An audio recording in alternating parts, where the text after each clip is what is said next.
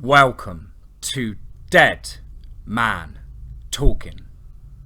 Tonight's story is just what we need in the creepy realm, especially with it being October and Halloween so close. I thought we'd deserve a Halloween themed story, guys. So tonight's story is a creepypasta with a Halloween night theme. I hope you guys enjoy this. Please do let me know down below in the comments. Of course, please do like and share. And without further ado, let's get into tonight's story entitled Frank's Forest. Let's get straight into that.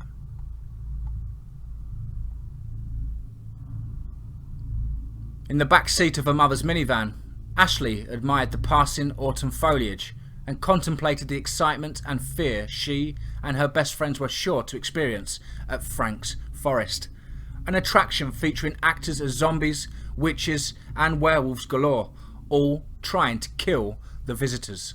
For 4 years she, Emily, Sarah and Zoe had wanted to go to this haunted attraction. Each girl pleaded with her parents, only to hear the same answer: "You're too young." Now that they were freshmen in high school, their parents decided they were old enough to experience it. To make it even better, they had the opportunity to partake in the thrills and fear on the night of Halloween, as well as that of a full moon. Despite this, Ashley had a sinking worry in the pit of her stomach. Though she knew thousands of people had participated in Frank's Forest and loved it, she was certain something would go terribly wrong.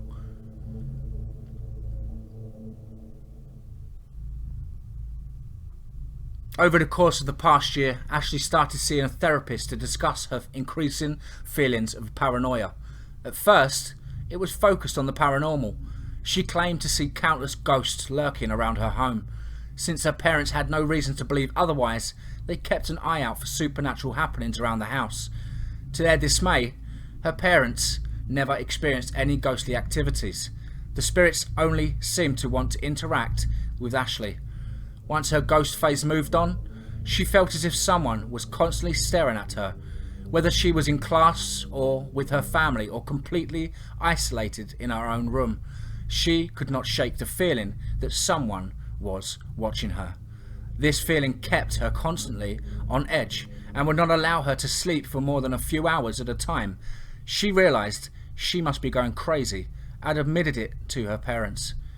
Therapy worked as long as she didn't have a reason to be paranoid and have thoughts anymore.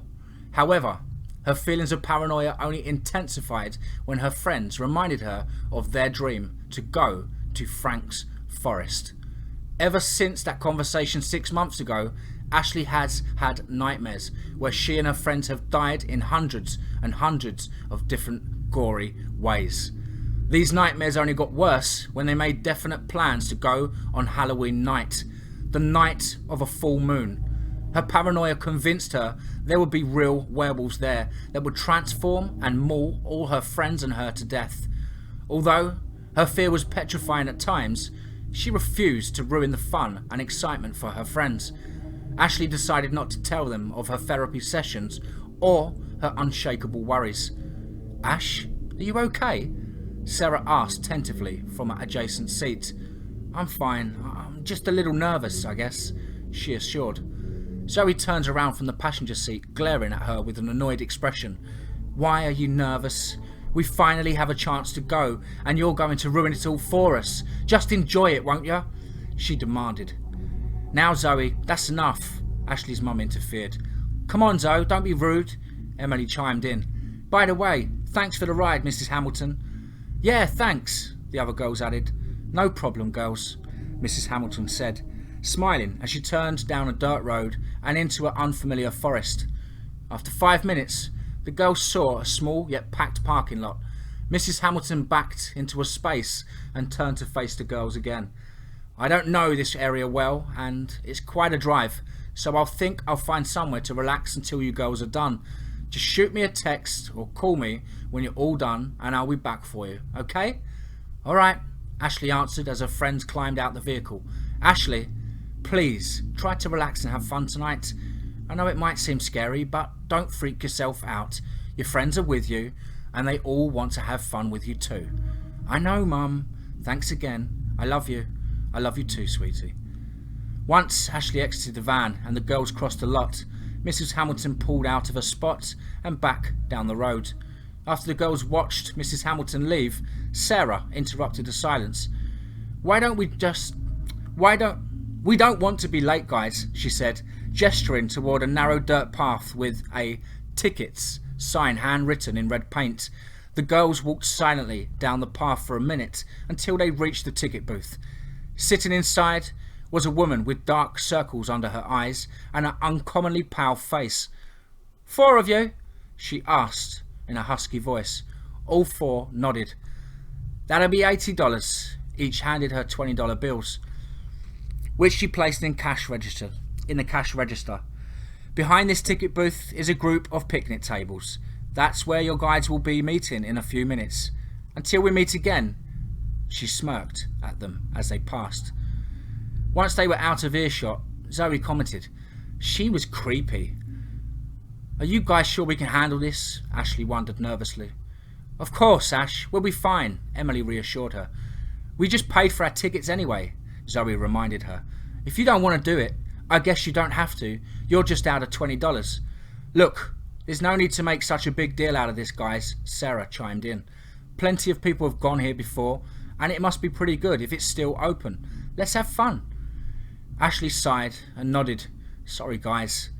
I'm not sure why I feel this way, but I can do this. She lied to appease her friends. The girls approached the picnic tables, all of which were occupied by couples and small groups in their late teens and early 20s, speaking of their excitement and anxiety about this upcoming experience. In total, there were around 100 fellow visitors. Once the girls found the spot to sit together, they idly chatted for a few minutes until the actors slowly approached. There were 2 physically fit actors with skinny actresses. One man donned a heavy mane and excess amounts of thick hair on every visible inch of skin. The other's skin was a haunting grey colour as he sluggishly shuffled forward. He brought the unmistakable odour of rotting flesh. The woman wore a skin-tight, seductive black ensemble with a velvet red cape, featuring pointy vampire teeth and sticky blood around her lips. Ashley shuddered immediately upon recognising the monster the actors represented. She was right about the werewolf being there, and was now absolutely convinced they were going to die. Every part of her wanted to turn around and go home, but she couldn't explain it to her friends in a sensible way. Hello, ladies and gentlemen. We will begin as your guides and transform into your worst nightmares. Werewolf introduced as a menacing growl. Basically, we will lead you into the area and leave you on your own, Vampy added. Do any of you have any questions before we begin? Zombie asked. Ashley called out, How long will this take? The trio exchanged a look and chuckled ominously. However long it takes. It depends on how much of a fight everybody puts up, Vampy responded, winking at Ashley. Ashley involuntarily shivered. By asking that question, she made herself and her group of friends an easy target. She was sure. Guys, I have a really bad feeling about this, she whispered desperately. We can't do this. I can't let us do this. What's your problem, Ash? They're actors. They're supposed to intimidate us and make us afraid. It's their job, Zoe snapped quietly. Don't be rude, Zoe, Emily scolded. Ash, it'll be okay. Do you realise how many people come to this every year and have an amazing time? Seriously, we're going to walk out here safe and sound, I promise. Alright, everybody follow us, Zombie commanded as he and his comrades turned around to head back in the direction from which they came. Ashley exhaled deeply and looked to her friends. Here we go, she murmured as they walked side by side, following their temporary guides. After a silent and eerie walk deep into the woods, werewolf, vampy and zombie abruptly stopped. "We've arrived at our destination," Werewolf explained. "Now, we must reunite with our comrades. All of us will return in 5 minutes' time. We take pleasure in hunting humans and making feasts of them," Vampy added, smirking. "Each of us is famished. If you do not desire to become a meal, I would suggest that you hide or attempt to escape. However, half our pleasure comes from the thrill of the hunt. Therefore, you cannot stick together as one large group. It would be much too simple to track you down and devour every last one of you. The people you came here with are the only ones you may stay with," Zombie said. "Now that our next encounter will be fatal, we, werewolves, vampires and zombies, are the only ones who can fatally wound you. Our other friends are simply devices to terrify you. Your screams are also clear indications of your location. If you encounter our less deadly versions, refrain from shouting out if you value your lives," Vampy supplemented. "We sound like soulless monsters, and rightly so," Werewolf argumented. "Despite this, we are not completely unreasonable creatures. If your group is the last group standing, we will restrain ourselves and let you go. Oh, and don't even bother calling outsiders for assistance. You have no cell reception. If you don't believe me, go ahead, take out your phones." Immediately, every human pulls out their cell phone. Each one has the same message on the screen: "No service." Zoe, Emily and Sarah look around at one another, both impressed and slightly worried. "Your 5 minutes begin once we can no longer see you. A generous gift, since our eyesight is much better than yours," Zombie concluded. "I hope to see many of you soon. Good luck." "I think we can be the last group to be found if we jog instead of walk," Zoe suggested. Sarah and Emily nod in agreement as the girls begin their run in a direction unique from the rest of the crowd, backtracking toward the ticket booth. "What's our strategy?" Emily wondered. "We do whatever we can to be the last one standing," Ashley answered grimly, assuming her friends now agreed with her worries. "It's good we're heading in the opposite direction of the monsters. It should take longer for them to find us." As they progress, they heard the familiar sound of a wolf's howl, a sound that stopped them in their tracks. Living in an area where it was common for wolves to appear in someone's backyard, the girls all knew it was a genuine howl, not a human imitation. They wouldn't have a tourist attraction like this in a forest where there are wolves prowling around, would they? Ashley questioned. This was proof enough for her that the werewolf was real, and if he was, so were the others. "They must have speakers in the tops of trees and a recording of a wolf howl," Zoe rationalised. "Come on, we need to pick up our pace." The girls continued running until they heard a series of blood-curdling, paralysing screams from behind them. Once again, the group stopped. Ashley began to shake uncontrollably as she knew the screams were real too. "Our 5 minutes must be up," Emily stated matter-of-factly. The others hushed her. "If they started already, we need to be quiet and keep moving," Zoe whispered. "We want to last as long as possible, right? We need to get our money's worth." "Do you think everybody found each other back there and kept close together?" Sarah wondered softly. "How many screams were there?" "I don't know. I don't want to know. They don't concern us," Zoe stated diplomatically. "All I care about is us making it close to the end, if not the very end. Let's go!" After a few more minutes of uninterrupted silence and running, more blood-curdling screams break out from behind them, closer this time. "Others are heading back here, which means the monsters are too," Zoe observed quietly. "We need to pick up the pace." However, before they could do that, they heard a crashing sound from directly behind them. As each girl turned around, she gasped and covered her mouth to stifle the screams. A lifeless, pale and hauntingly thin female body lied limply inside the enormous dent of a previously healthy and stick-straight tree, featuring 2 puncture wounds on her neck with little trickles of blood dried out onto her neck. "Do you see the dent in the tree?" Sarah shrieks, forgetting about the importance of muted voices.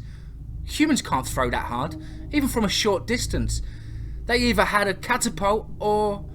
All eyes turned to Ashley as they realised her worries were both justified and correct. I told you guys I didn't want to do this, she murmured as tears formed in her eyes. As the girls' faces slowly lose colour, they attempt to walk slowly in the directly for which they were heading.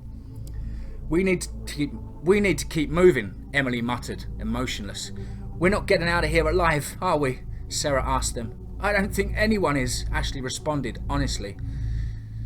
After 30 seconds of lifeless walking, they hear leaves rustling behind them. As they turn around to investigate the source of the noise, they hear it from the previous direction as well.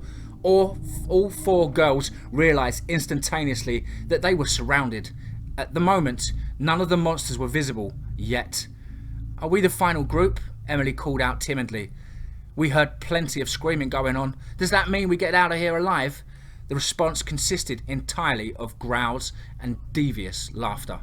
We aren't known for our honesty, the familiar vampire voice responded, a smirk apparent in her tone.